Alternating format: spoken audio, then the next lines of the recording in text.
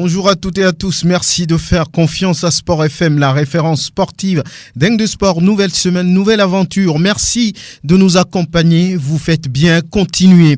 D'Eng de Sport évoque le décès de Ayivi Ekwevi, l'ancien entraîneur de l'AS Togoport et sélectionneur des U20 du Togo n'est plus. Il s'est éteint dans la nuit du 4 novembre au pavillon militaire du CHU Sylvanus Olympio. Pas de phase de poule de la Coupe CAF pour l'ASCK. Les chauffeurs de la COSA perdent 1-0 face aux Rangers d'Enugu. Le club togolais perd ainsi sa qualification sur le but encaissé au match aller à Lomé. D1 national de football l'on disputait, vous le savez, la 3e journée en fin de semaine dernière. Parcours sans faute pour Unisport. 3 matchs, 3 victoires pour le club de Kouloundé. Gomido gagne 2 matchs dans le championnat avec un match en retard. Maranatha ne décolle toujours pas. En Football Club reste sur un petit nul en 3 matchs. On fait le point dans cette émission mondiale des U17. Le Sénégal, l'Angola, le Nigeria sont en 8e de finale. Pas le cas pour le champion d'Afrique, le Cameroun, éliminé dès les phases de poule. Dingue de Sport invite aujourd'hui John Atisso du www.africatopsport.com, Prosper Agbouklou, Aristide Kouevidien, Grégoire Attignon, Stéphane Atigossou sera également en studio. Dingue de Sport, mise en onde Gildas Kabouré. La vidéo de cette émission, comme toujours, est l'affaire d'Elom Adovan. Merci, bienvenue. Je dirais ici que même le ruisseau le plus lent parvient toujours à la mer. Je ne dirais pas que j'ai été retardé, mais les ambitions que j'ai pour ce pays en matière de football, certains le reconnaissent, mais d'autres non. Je nourris vraiment l'ambition d'avoir au moins ne serait-ce qu'une équipe nationale, que ce soit minime, cadet, junior. Mais comme je l'ai toujours dit, qui vit espère. À l'instant, Ayivi Ekwevi ne demandait plus d'après lui. Cette voix s'est éteinte, elle est partie à jamais. La nouvelle de son décès nous est parvenue ce 4 novembre à la suite d'une maladie. L'ancien entraîneur de l'AS Togoport a tiré sa révérence. Il n'est plus le sélectionneur des U20 jusqu'à sa disparition. Ne pourra plus jamais nous accorder des interviews. Stéphane Atigossou, bonjour. Bonjour Franck Nounyama, bonjour au plateau et bonjour à toutes les fidèles auditrices et auditeurs de Radio Sport FM. Grégoire Attignon, merci d'être là. Bonjour Franck et bonjour à tous les fidèles auditeurs. John Atisso. Bonjour Franck, bonjour à tous. Aristide Kouevidien, merci, bonne arrivée. C'est un plaisir, bonjour à tous ceux qui sont actuellement câblés sur la référence sportive. Stéphane Atigossou, vous l'avez connu, vous avez connu l'homme souvent effacé, qui ne parle pas beaucoup. Aujourd'hui, on parle de la disparition d'Ayivi Ekwevi. Oui, c'est une perte énorme pour le football togolais. Effectivement, moi j'ai côtoyé l'homme pour avoir été dans son staff au niveau de l'AS Togoport. Et en dehors de cette collaboration, nous avons également eu beaucoup de rapports d'amitié. Et puisqu'on se fréquente, on se rencontre en dehors du travail. Même lorsqu'il a été nommé sélectionneur des U20, on était toujours à ses côtés pour l'aider dans son travail. Et donc, la nouvelle de sa disparition nous tombe dessus, puisque on ne s'y attendait pas du tout. Moi, personnellement, j'ai eu à le rencontrer lors du dernier regroupement des U20. Et c'est là que j'ai constaté qu'il n'allait pas bien. Et je lui avais posé la question, il a dit oui, je ne me sens pas très bien. Je lui ai demandé et pourquoi tu viens travailler lorsque tu ne te sens pas bien. Il a dit bon, je suis en train de faire des efforts. Et là, je l'avais accompagné tout doucement vers sa voiture. Il y est rentré. Et voilà, et après, s'en sont suivis les crises et autres dont nous avons entendu parler. Et ce matin, à 1h, le message de sa disparition est tombé. Diana Tissot, que gardez-vous de celui que beaucoup appellent on va dire, le meilleur entraîneur ou bien l'un des meilleurs du Togo? Franck, il faut dire tout simplement, avant de commencer, que c'est une triste nouvelle, c'est une mauvaise information. Je me suis réveillé ce matin avec cette information parce que lorsque je me suis réveillé, j'ai pris mon portable pour voir l'heure qu'il est et j'ai vu l'information sur une plateforme. Là, j'étais choqué. Au prime abord, je ne croyais pas. Mais au fil du temps, j'ai vu les sites qui ont relayé l'information. C'est là que je me suis rendu compte véritablement que Ayivi Ekwevi s'en est allé.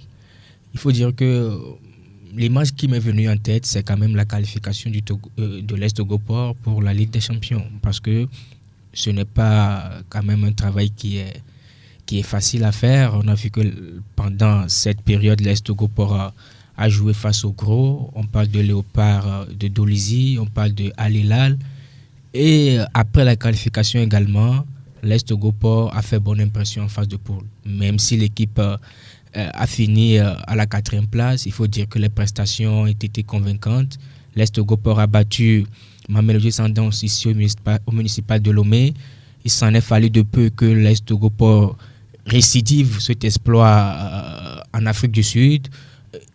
Également, on a vu que c'est après tout ça que beaucoup de joueurs ont connu quand même leur première aventure à l'étranger. Aujourd'hui, quand on parle de Yakubu Ubu, qui est le latéral gauche de Oroya Athletic Club de Conakry, quand on parle de Sewonu Kwadjo Eli, ces joueurs sont actuellement là où ils sont.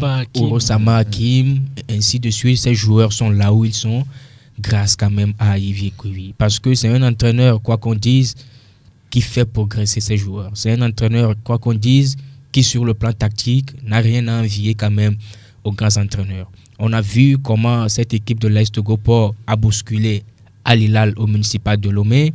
On a vu également comment l'Est Togo-Port, lorsque l'adversité était très élevée au niveau du Soudan, Ayivi Ekwevi a sorti quelque chose pour permettre quand même au Docker du Port de se hisser en phase de poule.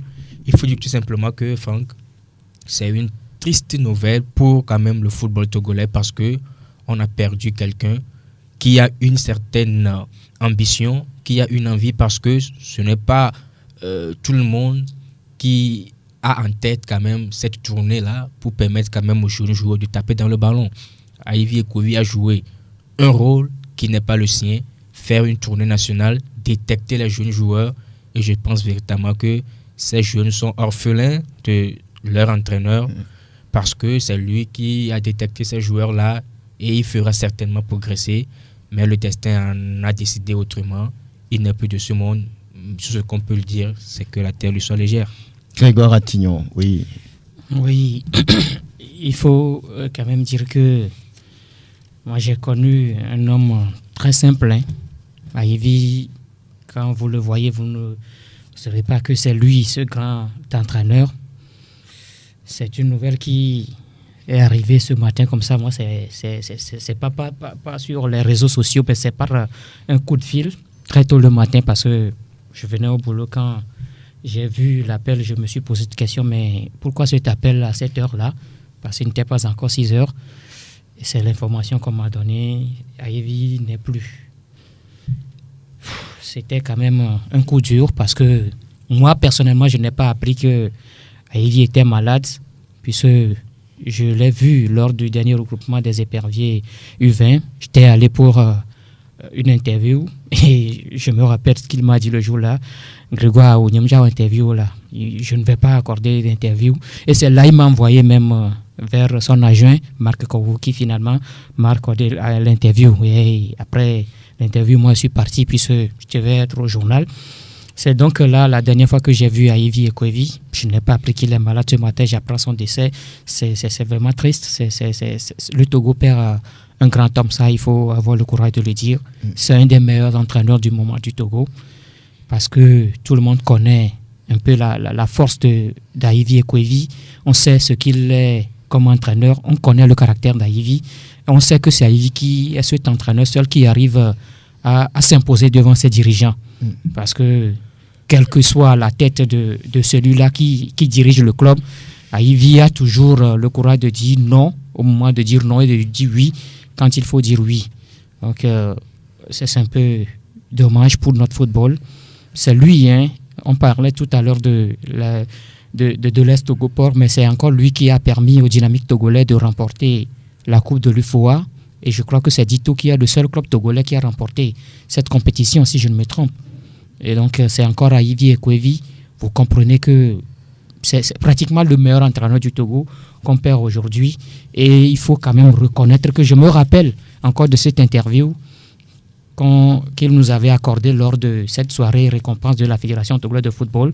Quand on lui a tendu le micro, il n'a pas hésité. Il a dit que oui, il ne suffit pas seulement d'être désigné meilleur entraîneur de la saison, mais il faut quand même qu'on lui démontre qu'il est véritablement ce meilleur entraîneur, c'est-à-dire lui donner une sélection. Il avait réclamé haut et fort.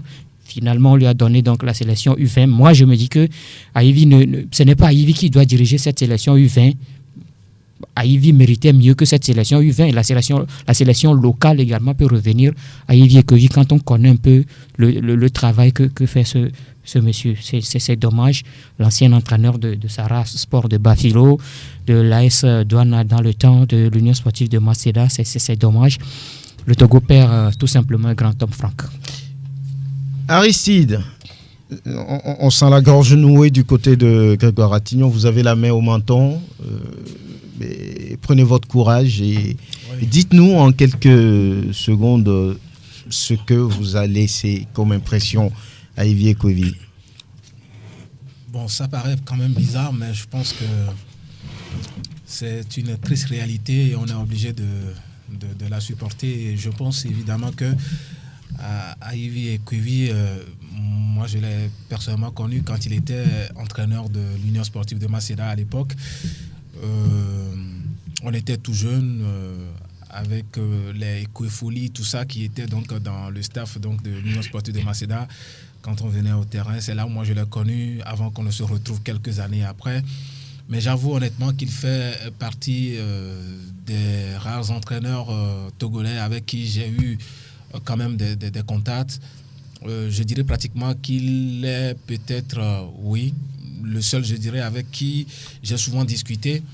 Je me rappelle tout dernièrement où j'ai réalisé un sujet sur la superstition dans le football. Il y faisait partie donc des toutes premières personnes à m'accorder une interview à ce sujet. On a discuté de long à large. Et j'ai encore en mémoire cette rencontre que j'ai eue avec lui après la participation de l'Est Togoport en Ligue africaine des champions. On s'était rencontrés au stade du 27 avril de Diffa-Pota où je ne savais même pas qu'il y avait un problème avec son club, l'Est Togoport. Moi, je l'ai approché, je lui disais que je le cherchais depuis, qu'il fallait me répondre, enfin, il fallait peut-être l'interroger sur un certain nombre de choses. C'est là où il me dit, oui, je suis obligé oui, parce que tu es mon ami, oui, tu dis les choses telles qu'elles sont, tu n'as pas de quoi... Voilà, il était en train de m'apprécier en quelque sorte. Et moi, je dis, je suis libre de dire tout ce que je pense parce que je n'ai pas de relation personnelle avec un président de club, avec qui que ce soit, avec un sélectionneur, avec qui je suis libre de dire tout ce que je pense. Et donc là, à chaque fois qu'on se retrouve, cette phrase lui revient et... comment dirais-je, on essaie toujours, voilà. Donc vous êtes atterré, vous êtes surpris, vous êtes... oui, mais la mort a été toujours une surprise, Franck Nyama. Vous savez, la Bible, pour nous qui sommes les chrétiens, a souvent l'habitude de rappeler en disant que nul ne sait ni le jour ni l'heure. Eh bien, le dernier jour vient souvent comme le voleur surprend le propriétaire d'une maison. C'est pour ça, moi, je suis souvent... écœuré quand j'apprends de telles nouvelles. Moi, j'ai pas appris, comme Grégoire Attignon l'a dit tout à l'heure, j'ai pas appris sa maladie. On parlait même de lui la semaine dernière après une émission ici. On parlait de son système de jeu. Oui. On parlait de comment il a transformé Bodé Abdou Sabo en défenseur, lui qui était déjà attaquant.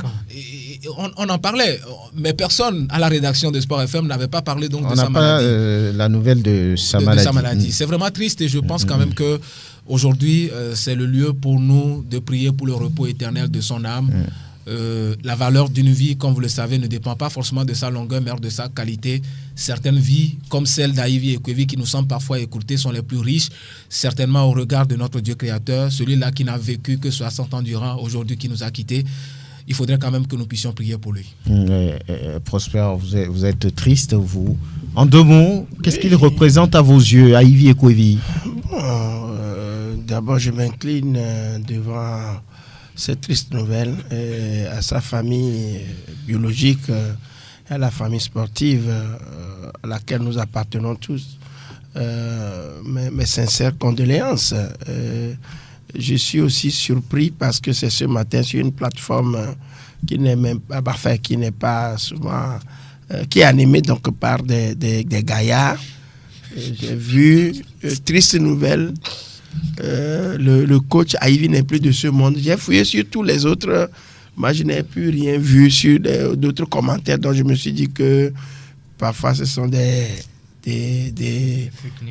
fake news, voilà, qui passent comme ça. Bon, on a appris que Dem Kodjo est mort et Dem Kodjo est toujours là. Donc, je me suis dit, je viens d'être aussi vraiment sous le choc quand je rentrais en studio et vous en parlez.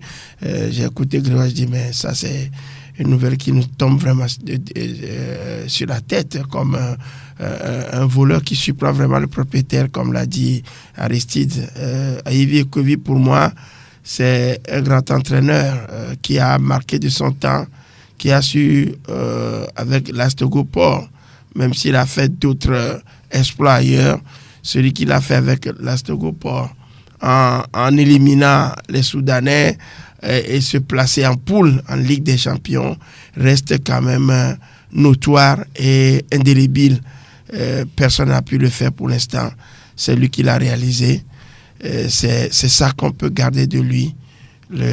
Étant un homme assujetti aussi à des vices, ce qui est bon, je crois quand même que c'est ça que nous retenons. Bien. Il a été pour nous un homme de la société. Bien. Voilà. Oui. Encore un petit mot là-dessus. On va boucler ce dossier très rapidement. Je voudrais juste ajouter quelque chose. Vous savez, généralement en Afrique, quand ça arrive comme ça, on fait vite de tirer les conclusions et de fermer la parenthèse. Mais je me dis toujours que il faut normalement qu'on puisse tirer aussi des leçons et véritablement corriger ce qui est encore à corriger. Ivy Ekwevi est sélectionneur des U20. Il y a aussi d'autres sélectionneurs. Lui, il est parti aujourd'hui, mais il y a aussi d'autres sélectionneurs qui sont là. Nous allons peut-être dire que pour Ivy, c'est fini, mais les autres sélectionneurs, on ne sait pas qui aussi va tomber malade. Je voudrais parler des moyens pour prendre soin de nos sélectionneurs. C'est sérieux. Ils travaillent pour un pays. Vous apprenez que le sélectionneur de l'équipe nationale A tel nombre de millions, l'équipe nationale A' a tel nombre de millions, et à partir de ceux-là qui forment les joueurs qui vont peut-être aller vers les A' et A, il n'y a rien pour eux jusqu'au football féminin. Et lorsqu'ils ont mal à la tête, il faut des interventions, des aides à gauche et à droite pour payer le paracétamol. C'est sérieux. Je pense que vous voulez dire qu'il a été abandonné, il n'a pas été soutenu? Écoutez, Franck. C'est ce que vous voulez dire? Franck, oui. Je ne vous apprends rien. Est-ce que Motuzen Maurice a un salaire à la fin du mois? Le sélectionneur des cadets. Voilà. Est-ce que Tometi Kai a quelque chose à la fin du mois? Mais ils n'ont qu'à refuser de travailler. Où est le problème? Non, mais je crois qu'il faut réfléchir globalement à la chose. Bien. Et aider nos sélectionneurs, parce que nous ne sommes pas sur les antennes pour tout dire, mais très sincèrement, je voudrais attirer l'attention du gouvernement togolais et de la Fédération togolaise du football sur la question. On va revenir sur cette histoire, ces débats très importants des sélectionneurs qui travaillent mais qui ne sont pas payés. Dernière en date, Abalo Dossé nous a dit ici que ça fait 5 mois, voire un peu plus, qu'il n'a pas été payé. Merci de rester fidèle à Sport FM, la référence sportive. Eh bien, l'ASK ne va pas jouer les phases de poule de la Coupe de la Confédération africaine de football. Le représentant togolais a perdu dans le tour de cadrage retour de cette compétition là-bas à Enugu face aux Rangers 1-0. Un petit but qui suffit aux Nigérians de pouvoir passer, de gagner la timbale. Le club togolais perd donc sur ce but encaissé à domicile. Oui, chaque fois lorsqu'on voit un peu le bilan de cette équipe de l'ASK, c'est vraiment des défaites limite, des défaites, de petites défaites qui empêchent le club togolais de pouvoir continuer. On voit quand on fait 6 matchs au total, 2 victoires, 2 nuls, 2 défaites. Et finalement, les chauffeurs qui reviennent à la maison, on va donner 1 minute à chacun pour pouvoir analyser la situation. Oui, Stéphane, oui, comment l'analysez-vous? Je pense que c'est une déception, c'est une énorme déception. L'ASK pouvait déjà se qualifier avant même ce tour de recadrage. Ils ont été trichés de l'autre côté par l'arbitre. Et avec le courage, ils ont maintenant reçu Enugu ici. Ils ont battu Enugu. Et le club a fait le déplacement et a perdu hier sur un but encaissé sur erreur. C'est vrai, moi j'ai un peu discuté avec les joueurs et le staff. J'ai vu que, eux-mêmes ils se disent qu'ils pouvaient mieux faire. Mais dans l'ensemble, je me dis quand même qu'il y a des trucs que la SK aurait appris. Parce que sur le continent, c'est beaucoup de choses. C'est beaucoup de choses. Et j'ai eu déjà à côtoyer l'AS Togoport avec cette histoire de la Champions League avec l'AS Togoport. Je crois sincèrement quand même que il faut aller apprendre. Déjà, ils ont appris. C'est vrai que ce serait bien s'ils allaient en poule. Mais ils n'y sont pas allés. On ne va pas quand même nourrir trop de regrets. L'équipe doit revenir, continuer à travailler. Je crois que les prochaines fois, quand elle sera encore sur le continent, cette expérience permettra de pouvoir le faire réussir. Ce qui arrive souvent, je vais terminer, ce qui arrive souvent, c'est que nos clubs ne vont pas sur le continent successivement. C'est là le problème. Vous voyez que l'AS Togoport a été une fois, la seconde fois c'est Koroki, ensuite c'est une autre équipe. Et normalement, comme Oroya qui va, on doit enchaîner ces performances. C'est quand on enchaîne qu'on gagne en expérience. Donc je crois que la prochaine fois que ASK ira sur le continent, ce sera meilleur que ceci. Mais je leur tire déjà chapeau. Ce n'est pas mal ce qu'ils ont fait comme parcours. Beaucoup disent qu'il ne faut pas jeter ce que les chauffeurs de la COSA ont réalisé. Et puis, comme le dit il y a quelques secondes Stéphane Atigosu, on a vu l'AS Togoport qui a participé à la compétition continentale et après a dégringolé. Koroki, même chose. Gomido, même chose. Et voilà. Oui, qu'est-ce qui a manqué selon vous, très rapidement, John, à cette équipe pour pouvoir passer? Franck, je pense que c'est l'aspect offensif. Moi, je l'ai toujours dit lorsque j'ai l'occasion de parler de l'ASK. Quand on parle du collectif, il faut avoir le courage de le dire, on a une très belle équipe. Kassim Gouyazou et son staff technique ont fait quand même un bon boulot avec cet effectif. Mais je pense que l'animation offensive n'a pas permis quand même à Vitacle de pouvoir faire de grandes choses sur le continent. On a vu que cette équipe a été battue in extremis ou éliminée in extremis par l'AS Vita Club. La même chose à ce niveau. Moi, j'attendais quand même la fin des qualifications pour pouvoir faire cette analyse-là. Moi, j'irais jusqu'à dire que le staff technique n'a pas été un atout pour l'ASK. C'est un staff limité, voulez-vous dire? C'est un staff limité. Il faut avoir le courage de le dire parce que j'ai eu à faire des analyses. L'équipe ne joue que 45 minutes, soit la première mi-temps ou soit la deuxième mi-temps. Mais habituellement, on voit une bonne équipe de l'ASK en deuxième période. Et après l'élimination en Ligue des Champions face à l'AS Vita Club à Kinshasa, il y a eu quand même beaucoup de temps pour pouvoir véritablement travailler. Et j'étais dans une émission avec le coach adjoint Urokura Chagara. Il a clairement dit qu'ils ont ce déficit sur le plan offensif. C'est pour ça qu'ils ont travaillé de façon progressive. Et à la clé, le match amical face à la GCA, avant le match aller face à Enugu au stade de Kégué. Mais on a vu qu'il n'y a pas cette combinaison, il n'y a pas cette entente. Donc cela veut dire véritablement que le staff aussi en est pour quelque chose dans cette élimination. Parce qu'il faut avoir le courage de le dire, ça fait mal. Parce que c'était très peu, même si la SK est à sa première sur le continent, on sait que cette équipe pouvait faire quelque chose si on avait derrière des entraîneurs UP ou un staff technique de très haut niveau. Maintenant, il faut savoir quand même repenser tout. Il ne faut pas tout jeter à l'eau, comme vous venez de le dire. Le staff est là, le staff est très jeune. Il a acquis de l'expérience. Il faut véritablement progresser avec cette équipe-là pour revenir la saison prochaine. Aristide Covidien, vous partagez cette opinion, beaucoup le disent et l'ont d'ailleurs dit que le staff de la SCK a été un peu n'a pas trop aidé cette équipe-là. Vous êtes d'accord là-dessus ou bien c'est une exagération? Non, pas du tout une exagération. Je suis parfaitement d'accord. Et vous vous rappelez, j'ai d'ailleurs parlé donc du système de jeu ou le schéma tactique dans lequel on retrouvait par exemple à la fois un certain Agoro Ashraf et un certain Ismaël Ouro Agoro qui étaient des joueurs qui avaient pratiquement le même profil mais qu'on titularisait au même moment. Quand vous prenez par exemple Bordé Abdou Sabou qu'on a l'habitude de voir jouer en sélection, qu'on a découvert du côté de l'Est Togoport, ce joueur qui a cette qualité-là de jouer avec les deux pieds, à la fois avec le pied gauche et le pied droit, avec un certain Ouro Agbandjala et qui est également un gaucher, mais je pense quand même que le staff n'a pas su profiter donc de ces individualités. Une équipe avant tout, c'est bien sûr un talent collectif, mais aussi des talents individuels. Au talent individuel, on en avait. Les individualités avec les jeunes Nan Richard, les Koudagba. Regardez, Koudagba était totalement méconnaissable.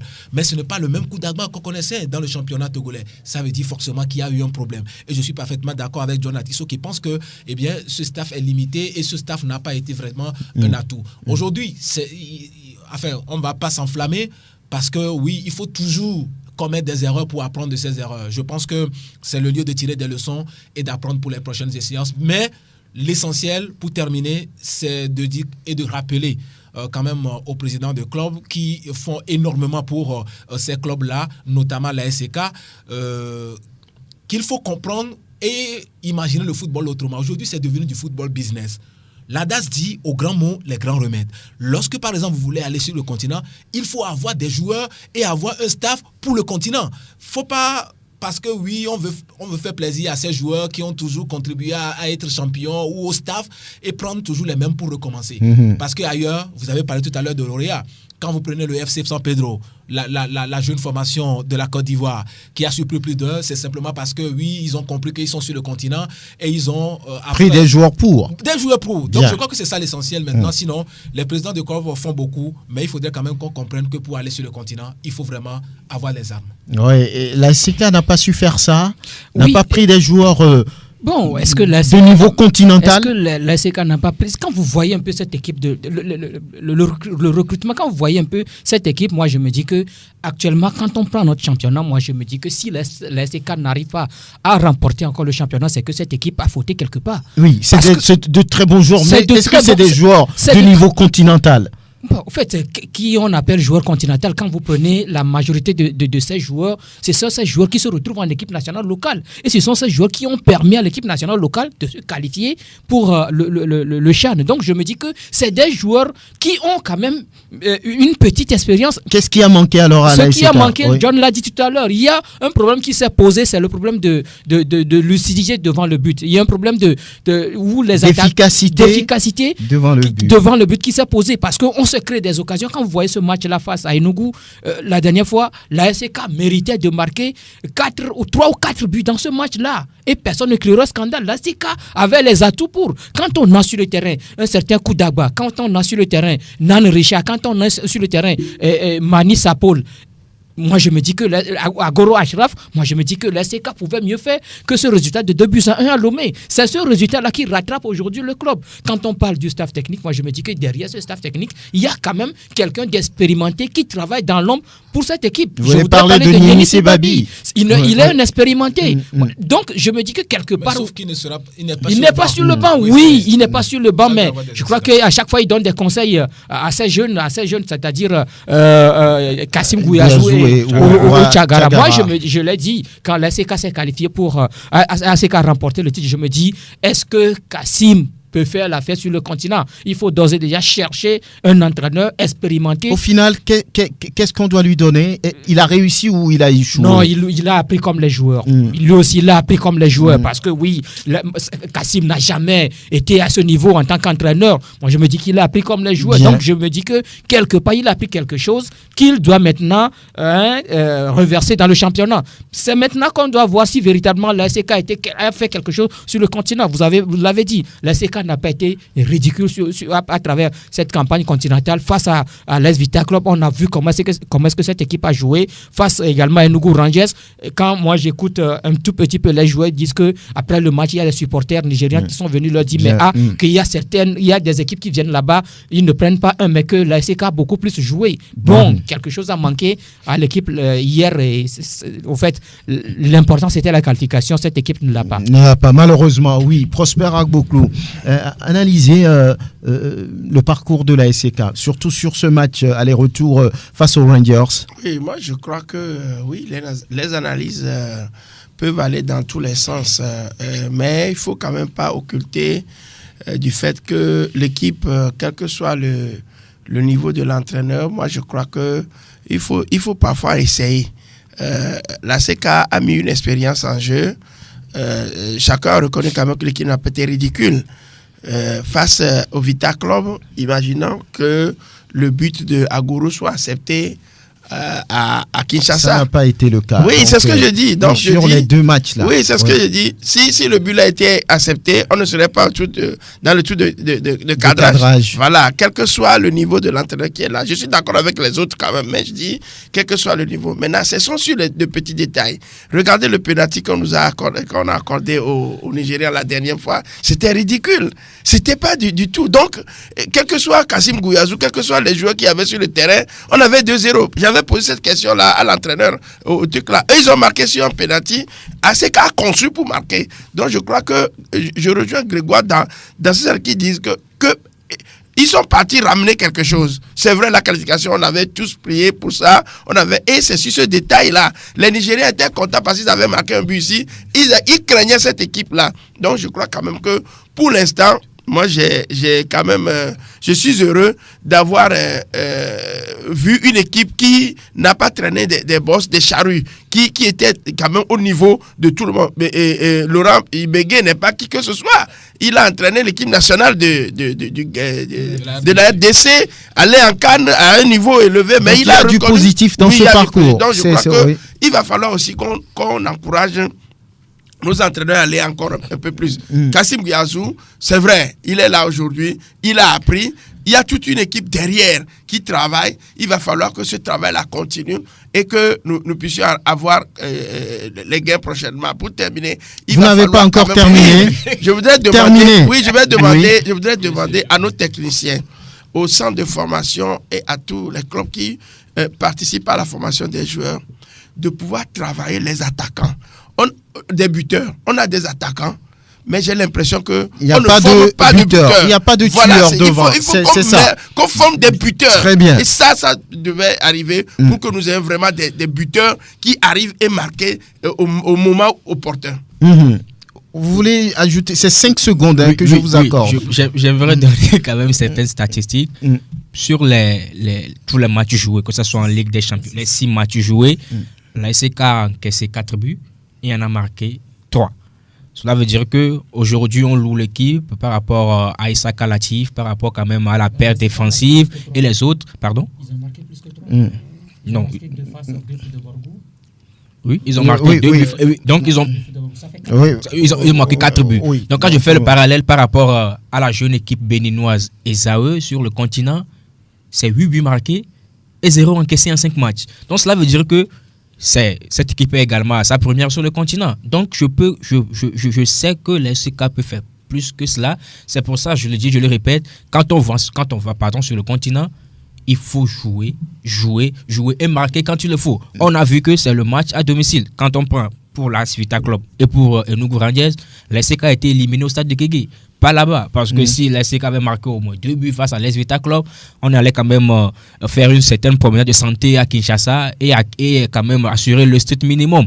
Quand on marque plus de 2 buts la dernière fois face à Enugu, on va aller quand même chercher le strict minimum, se qualifier. Mais on ne l'a pas fait. On a encaissé Dommage. autant de buts qu'on en a marqué. Cela fait qu'aujourd'hui, la SCK va se retourner dans le championnat et jouer revenir plus tard, si ça le permet. Voilà, malheureusement pour le représentant togolais, beaucoup nourrissait cet espoir-là de voir au moins les chauffeurs dans les phases de poule de la Coupe CAF après ce tour de cadrage. Mais ce ne sera pas le cas pour cette fois-ci. Mais il y a quelque chose qui est très important que vous tous vous avez signalé, c'est le fait pour les clubs togolais d'être réguliers sur les compétitions continentales. Et là, on espère qu'après cette saison, la SCK ne va pas disparaître et que cette équipe va pouvoir continuer, va pouvoir poursuivre son aventure. Oui, non, je vous donne pas la parole. Je vous donne pas la parole. C'est d'ailleurs l'ambition des dirigeants pour ce club-là. Bien, d'aller de se construire. Félicitations d'ailleurs à El Hadj Sharif Ama pour tout ce qu'il fait pour ce club-là. On va y revenir. Le débat est encore très long par rapport au club togolais. On va y revenir. Troisième journée de la D1 nationale de football. Unisport fait le sans faute pour le moment. 3 journées, 3 victoires et c'est toujours parti sur des scores étriqués. 1-0 pour faire l'essentiel, pour avoir les 3 points. Nous allons tout de suite écouter le patron, le manager de cette équipe, Sibabi Akpo Aziz. 3 matchs, 3 victoires, mais on a voulu gagner certes cet après-midi avec la manière. Sincèrement, on a voulu passer le cap de 1 but. Ce n'est pas pour manquer de respect à l'adversaire, c'est par rapport à ce que nous on a préparé à l'entraînement. Mais bon, on a seulement eu le seul but et les 3 points satisfaits, mais pas très satisfaits. Qu'est-ce que vous reprochez à vos joueurs? Oui, nous reprochons à nos joueurs. À un certain moment, ils ont eu un peu la trouille, ce qui n'était pas de leurs habitudes. Parce que l'adversaire, à un certain moment, a refusé que nous jouons. Bon, tout en refusant, dès que nous avons le pied sur le ballon, il faut qu'on revienne sur terre pour essayer de temporiser. Surtout que l'adversaire a décidé de jouer bas et d'envoyer les ballons. Donc, tant que nous avons la première moitié du terrain libre, il faut qu'on sorte notre circuit de on sort le ballon proprement comme cela se doit. Mais ils sont ressaisis et après le but, ça a été ce que ça doit être. Ils ont voulu conserver, ce qui a fait qu'on a pêché un peu. Sinon après le but, il faut déjà laisser un tout petit peu de brèche qu'on allait su maintenant exploiter, avoir un deuxième, pourquoi pas un troisième but. Voilà, Sibabi Akpo Aziz, l'entraîneur, le jeune entraîneur d'Unisport qui dominait. Il faut dire d'attaque, mais c'était un duel de promus et c'est Unisport qui a eu le déçu. Et 9 points en 3 journées. Qu'est-ce que ça signifie, Stéphane? C'est à féliciter. Je crois que l'équipe de Unisport est en train de surprendre positivement. Mais je dis que en réalité, ce n'est pas une surprise. Pourquoi? Nous sommes habitués au Togo à ça. Hein. Les équipes qui viennent de la DD généralement mettent le turbo voilà, et après se cassent les dents. Oui, parfois.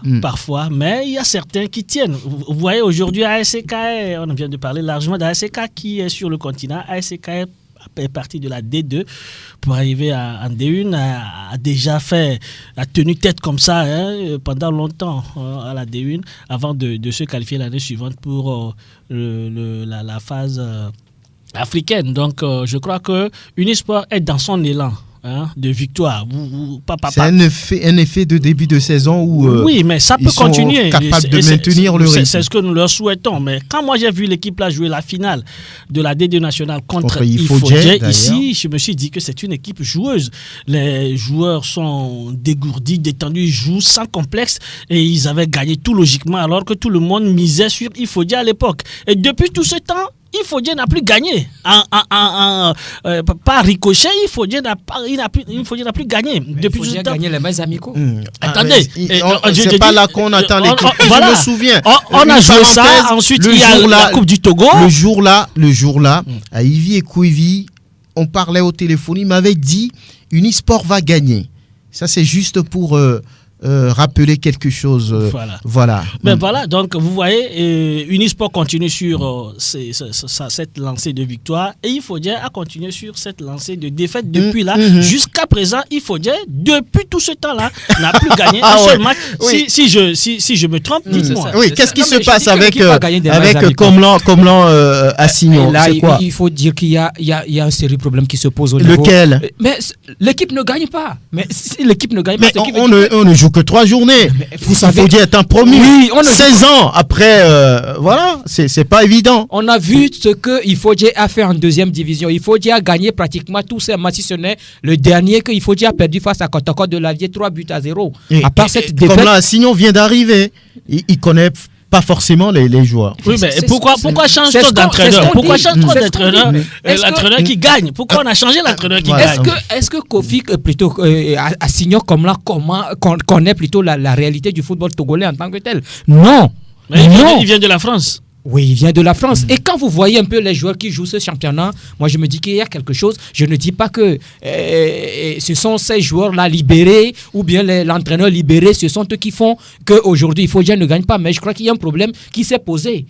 On a pratiquement laissé partir la majorité des joueurs, on a laissé partir le staff, on a choisi un autre staff parce qu'on est venu en première division. Aujourd'hui, le résultat ne suit pas. Il revient quand même au staff dirigeant d'Ifodja de beaucoup plus penser sur cet aspect-là. Parce qu'en 3 matchs, Ifodja a perdu tout d'abord face à Gomido 2-0, à la maison accroché par AS Togoport qui n'est pas aussi en bon état. Et puis, cette défaite-là. Nous sommes en bon état. Non, en bon état. Ouais. Sur 9 points, puis, le club a 1. À un point, moi, je me dis que c'est alarmant. C'est alarmant. Ok.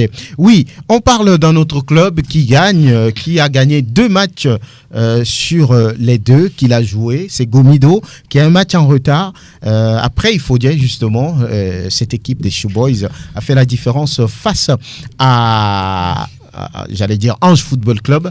On va d'abord écouter Aikoro Alarou qui est l'entraîneur de cette équipe-là. C'est une grande joie et surtout je vais féliciter tous mes joueurs. En dehors de ça, je sais que c'est toute la population de Cloto, le grand Cloto, qui est avec l'équipe et c'est pourquoi ça marche. Tous mes joueurs, ils ont fonctionné. Le milieu, ils ont bien tenu les postes et ils ont bien joué sur les côtés. Et maintenant, les attaquants sont prêts pour les nourrir. Et c'est là que vous avez vu qu'il y a une grande différence entre 2 et 0. Ikoro Alarou, c'était sous vos yeux, Prosper Agboklou. Mais comment qualifiez-vous cette équipe de Gomido? Elle déroule, elle joue bien, ou bien c'est des adversaires de moindre taille et les Showboys s'imposent en quelques minutes, ou bien en une minute? Une victoire reste toujours une victoire, quel que soit le pédigré de l'équipe. C'est Gomido qui a gagné. Elle a fait le jeu devant l'équipe d'Ange.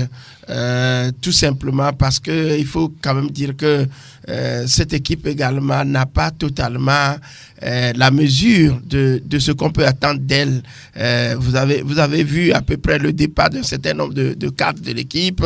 Ceux qui sont restés comme les Adjaï Moïse et celui qui joue la défense au niveau de Toudi Messan, voilà. C'est pratiquement les 2 qui restent les métronomes de l'équipe autour de laquelle on a basé, on a formé donc la nouvelle équipe. Maintenant, face à Ange, on ne peut pas dire que Ange n'a pas joué. Cette équipe aussi est renouvelée à peu près à 90%, pas d'anciens au sein de ce club-là. Maintenant, Gomido ayant un peu plus d'expérience a pu quand même prendre le dessus. Et le handicap pour l'équipe d'Ange hier, c'est qu'à la 60, après presque 1 heure de jeu, elle devait jouer à 10. C'est à partir de là que Gomido a repris donc totalement du poil de la bête. Donc c'était une victoire méritée pour Gomido. Mais on ne peut pas dire que pour l'instant l'équipe est vraiment au top. Elle n'est pas au top. Il va falloir vraiment changer beaucoup de choses, apporter beaucoup de jus, d'influx plutôt pour que cette équipe puisse vraiment dérouler. Oui, on va prendre du jus de fruits après. Pas de problème. Oui, Jonatiso. Oui, Jonatiso, un autre club qui vient de la même région, Maranatha, qui ne décolle pas. 3 matchs, 1 petit point. Maranatha qui s'est fait battre là-bas à Kara par son ancien entraîneur, Ahmed Tokodo Mensant, devenu entraîneur d'Asco. Oui, qu'est-ce qui explique ça? Vous comprenez ça? La dernière fois, je l'ai dit, c'est inexplicable parce qu'on a vu une belle équipe de Maranatha sur le continent. On a vu que, tout comme la SK Maranatha a été éliminé sur le fil en ayant tenu tête quand même au Grand Djoliba. Et à l'orée de la saison, on disait tous qu'ASK et Maranatha étaient quand même les favoris pour le titre final. Mais on voit que d'entrée, Maranatha a été lourdement battu par Borussia 3-0, tenu en échec au stade de Wom et par Sarah 0 but partout. est battu par Asco qui n'est pas quand même en grande forme cette saison. Donc là, sincèrement, on ne sait pas ce qui se passe véritablement dans l'état-major des Messagers de Est-ce que ça ne devient pas une habitude? Maranatha fait une mauvaise première partie de saison et après met le tir-beau. C'est pas peut-être encore le cas? Je crois que par rapport à la saison dernière, Maranatha avait commencé quand même avec un effectif qui n'a pas assez de qualité. Mais à l'intersaison, on a vu que celle-là, les joueurs, le contingent ghanéen était venu pour quand même étoffer Maranatha pour pouvoir faire une deuxième phase très intéressante. Mais là, on a quand même toute l'équipe. On parle de Atiampong, on parle de Gustave Yeboah, on parle. Tous ces joueurs sont là, mais on voit que la mayonnaise ne prend pas et l'équipe est en grande difficulté. 14e dernière du championnat. Ça ne peut pas s'expliquer. Ça ne peut pas s'expliquer, oui. Aristide Covidien, on remarque aussi que ça ne marque pas beaucoup, mais pour cette troisième journée, on n'a que 4 buts. C'est vrai qu'il y a un match à jouer plus tard entre l'AS Togopor et ASK. Rien que 4 buts marqués sur les 6 matchs disputés.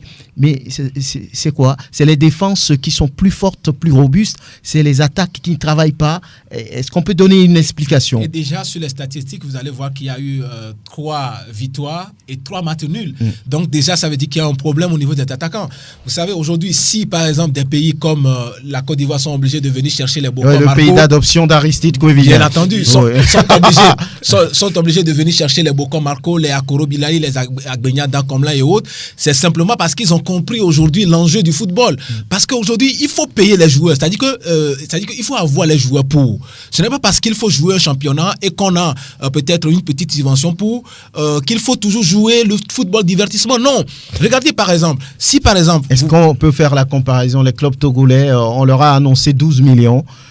Pour la saison, vous prenez les clubs ivoiriens, vous savez mieux que moi. Oui, naturellement. C'est plus que 50. Oui, non, mais est-ce qu'il y a des comparaisons? Écoutez, la plupart des clubs là-bas, la Côte d'Ivoire n'est pas aujourd'hui ce qu'elle est aujourd'hui parce que cette Côte d'Ivoire est tombée du ciel. La Côte d'Ivoire a toujours commencé quelque part. La Côte d'Ivoire était dans les mêmes conditions que le Togo il y a de cela une dizaine d'années. C'est vrai. C'est naturellement vrai. C'est pour ça que je vous dis par exemple, quand vous prenez la plupart des clubs là-bas, c'est des clubs qui sont en fait des sociétés sportives. La SOA qui était récemment sur le continent, c'est une société sportive de l'armée. Quand vous prenez par exemple la SEC, c'est une société avec des actionnaires. Le FC San Pedro ou encore la plupart des clubs du Nord, Boaké FC, tout ça là, c'est des Vous appelez les clubs togolais à faire la même chose. Parce que c'est une obligation aujourd'hui. On n'est pas obligé d'attendre chaque fois la fédération. Je crois que l'argent de la fédération, en fait, c'est le bonus. Oui, c'est un bonus en fait. Parce que je me rappelais, je racontais même cette petite histoire à John une fois, quand j'écoutais après le congrès de la FIFA où Infantino a été réélu, un président de fédération qui disait, mais le président de la FIFA nous a dit, mais vous trouvez l'argent pour organiser vos championnats. Et le monsieur avait répondu que oui, effectivement, on prend de l'argent de la caisse de la fédération pour pouvoir organiser. Vous savez ce que le président... Ça veut dire que vous êtes sûr de vous en sortir avec ça là? Non mais... Oui. C'est pour vous dire simplement qu'ailleurs, les gens ont compris qu'aujourd'hui, pour avoir le football business dont nous parlons, il faut forcément ne plus avoir des clubs qui se reposent seulement sur une seule personne. C'est ça la grosse difficulté. Sinon, si aujourd'hui on se retrouve dans un championnat où on n'a qu'à l'issue d'une journée 4 buts, ça veut dire forcément que oui, au niveau il y a un problème. Il y a un problème. Voilà. Boulouessou a été tenu en échec aussi à domicile. On n'a plus beaucoup de temps. On va le faire rapidement. Oui, c'est un peu la surprise, hein, ça, il faut le dire, parce que... Après le 3-0 face à Maranatha, c'est plus rien. Avant même ce 3-0, on a vu le parcours de Boulouessou dans le tournoi TLS Elite Cup. Tout le monde a vu ce que cette équipe a fourni comme jeu. On se disait que il y a une bonne équipe du côté de Boulouessou. Et on a commencé la saison tambour battant avec ce 3-0. Zebib est revenu. Zebib n'est pas revenu. Il y a Yerima Nasser qui était encore sur le banc. Et là, c'est là mais où se pose la question, que les dirigeants nous disent le problème qui se pose. Ça fait 3 journées. Le nouvel entraîneur recruté n'a fait qu'une seule journée. Il est reparti, il est là ou pas. On ne sait pas. Quand on pose des questions, on n'a pas des informations claires. Et là, je crois que ça agit sur l'équipe. L'équipe a perdu à Zokodé, tenu en échec hier par l'AS Auxerre. Je me dis qu'il faut vite réfléchir du côté des gens d'Aného. Hein. Oui, Stéphane. Oui, je pense que Grégoire a raison. Si véritablement Boulouessou a l'ambition de jouer les premiers rôles dans ce championnat, il est très important qu'il trouve une solution au problème de l'entraîneur. Parce que forcément, il y a un problème. Ce n'est pas pour du beurre que l'entraîneur a dû quitter le banc, mais il faut régler ça rapidement pour qu'il revienne. Parce qu'avec Zébib, nous avons quand même vu une équipe joueuse de Bourle-sous-des-Lacs. Et donc, ce n'est pas très bien que pour un oui, pour un non, que l'équipe redevienne ce qu'elle était avant pour commencer par descendre. Et je voudrais aussi aborder dans le même sens que Covidien pour dire que le football business aujourd'hui, c'est obligatoire si on veut voir nos équipes progresser.